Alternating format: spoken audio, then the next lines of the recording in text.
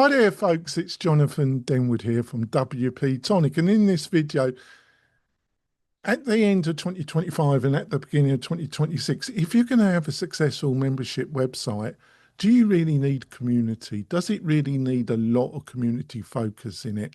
That's the big question, I think, in the coming year. It's a really important decision. And also I'll be going through some of the major solutions you can look at and what are the key things that you've got to understand. Got a ton of knowledge to impart on you. I'll be back in a few moments, folks. Coming back. So, do you really need community as part of membership at the end of 2025 and the beginning of 26 if you want success? It's a really important question.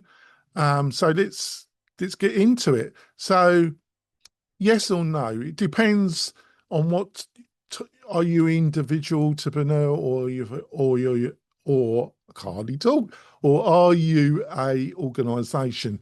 If you're association, higher education, you probably might not need a community. But I say that I fundamentally believe that you do.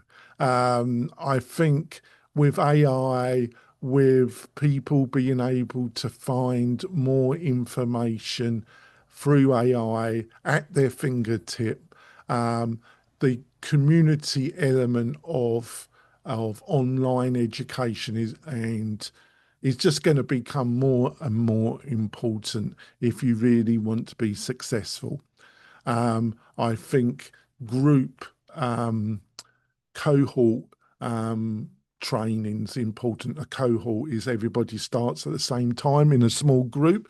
And because of that framework, having community elements and ability of students to talk to themselves with one another and with their instructor or instructors is going to become more and more important. So the quick answer is yes. I think community elements are going to become really the key parts of having a successful training online and really being different to what students and membership and associations, what your members can find through AI, basically.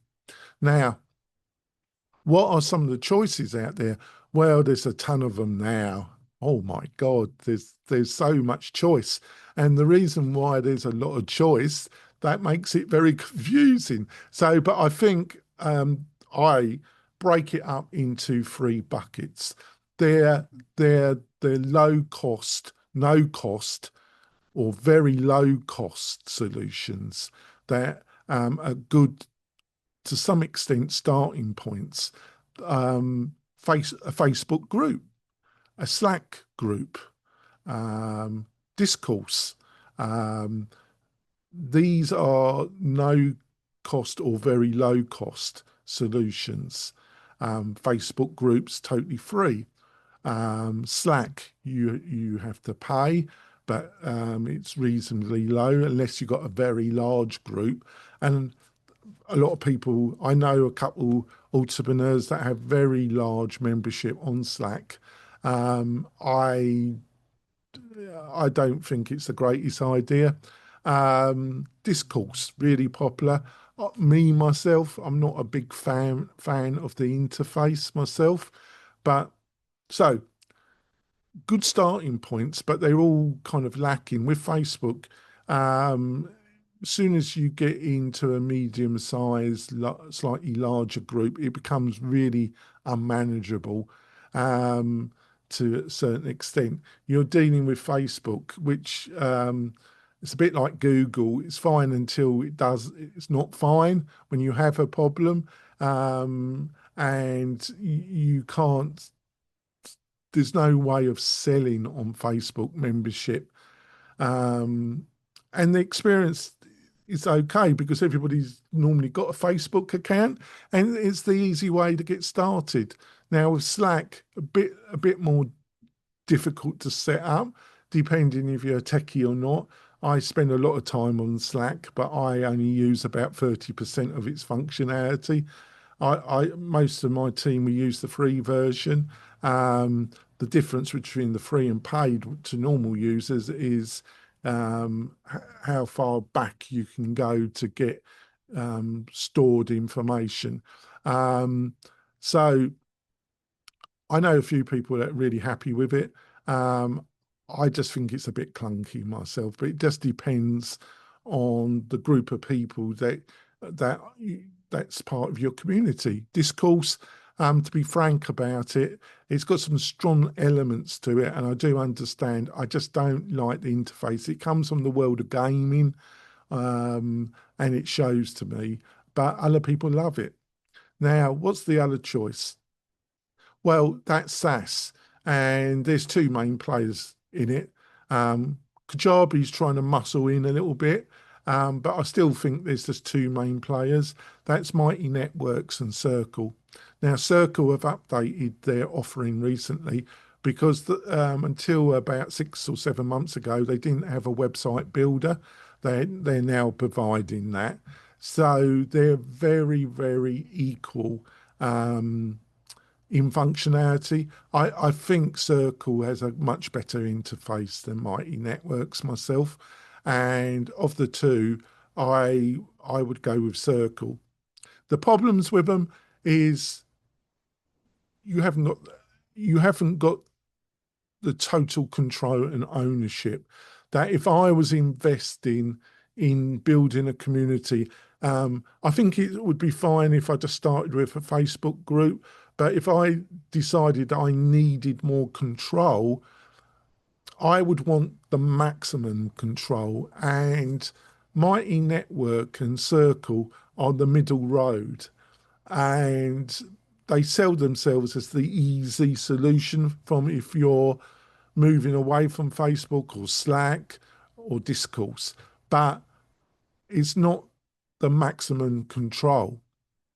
Now, a lot of people went that route because WordPress, which gives you the maximum control, it only had one solution really, and that was BuddyBoss, which is a great platform, but it's a complicated platform and it needs a lot of server resources.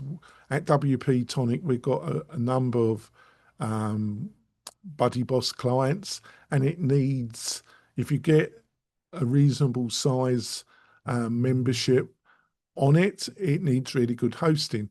Now, that was it. But there's a new player in town, and that's called Fluent Community. Now, Fluent Community, we love it because it's so much lighter than BuddyBoss. It comes with about 80% of all the functionality that BuddyBoss. But if you want everything around community, you really got to look at BuddyBoss. But if you're looking for that 70 to 80%, and you're looking for something much more easier to set up, to manage, and doesn't still needs good hosting. Don't get me wrong, it still needs good hosting, but it doesn't need the kind of hosting requirement that BuddyBoss needs, because that is animal. That needs some decent hosting even from the beginning, right? So I think with Fluent Community that's been around now for a couple of years, if you're moving, and this is only my opinion, folks, but if you're moving from Facebook groups, Slack, and you're looking at the SaaS, I would make the next jump up because I would want the maximum control over my business. If this has been helpful, give us a like. And I want to point out about 70–80% of you are watching these videos and you're getting value because you watch more than one. I can look at the YouTube analytics. You watch quite a few of my videos, but you don't subscribe to the channel. Please subscribe to the channel because that really does show Google that I'm doing something right. I'll see you soon, folks. Bye.